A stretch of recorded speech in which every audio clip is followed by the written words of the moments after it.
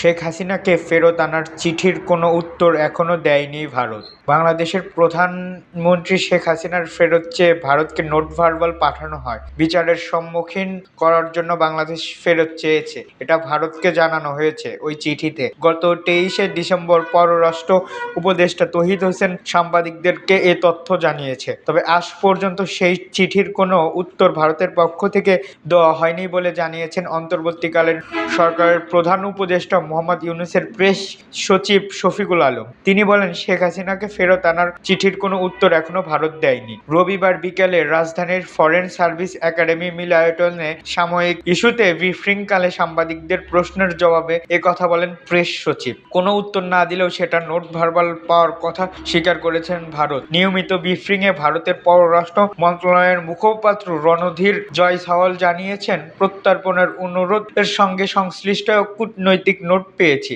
এরপরের মুহূর্ত এর সঙ্গে যুক্ত করার মতো আমার কাছে কোনো তথ্য নেই। এদিকে বাংলাদেশের সরকার ভারতের চিঠির অপেক্ষায় রয়েছে। ভারতের উত্তর পেলে পরবর্তী পদক্ষেপ নেবে ঢাকা। জুলাইয়ের ঘোষণাপত্রের বিষয়ে প্রেস সচিব বলেন, রাজনৈতিক দলগুলোর সঙ্গে আলোচনা করে খসড়া প্রস্তুত করা হবে। তবে আলোচনা করে কবে নাগাদ শুরু হবে তা সুনির্দিষ্ট করে এখনো তারিখ ঠিক হয়নি। এমন সময় সাংবাদিক দম্পতি সাগর রুনি হত্যার অগ্রগতি নিয়ে শফিকুল আলম বলেন, সাগর রুনি হত্যাকাণ্ডের তদন্তের জন্য নভেম্বর মাসে একটি টাস্কফোর্স গঠন করা হয়েছিল।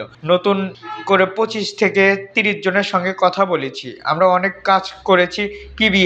আশা করছি পিবিআই ভালো কিছু করছে। ওনারা প্রচুর পরিশ্রম করছে। ভারতীয় ভিসা বন্ধ থাকায় ইউরোপীয় ইউনিয়নভুক্ত দেশগুলো যাতে বিকল্প কোনো উদ্যোগ নেওয়া হয়েছে কিনা এমন প্রশ্নের জবাবে বুলগেরিয়া, রোমানিয়া, কাজাকিস্তান ভিসা নয়াদিল্লির বাদে বিকল্প কয়েকটি দেশ থেকে অনুমোদন দিয়েছে দেশগুলো। এর আগে প্রধান উপদেষ্টা ইউরোপীয় দেশগুলোর রাষ্ট্রদূতের কাছে অনুরোধ জানিয়েছেন। এতক্ষণ আমাদের সাথে থাকার জন্য ধন্যবাদ। পরবর্তী আপডেট পেতে আমাদের চ্যানেলটি সাবস্ক্রাইব করে পাশে থাকা বেল আইকনটি বাজিয়ে রাখুন।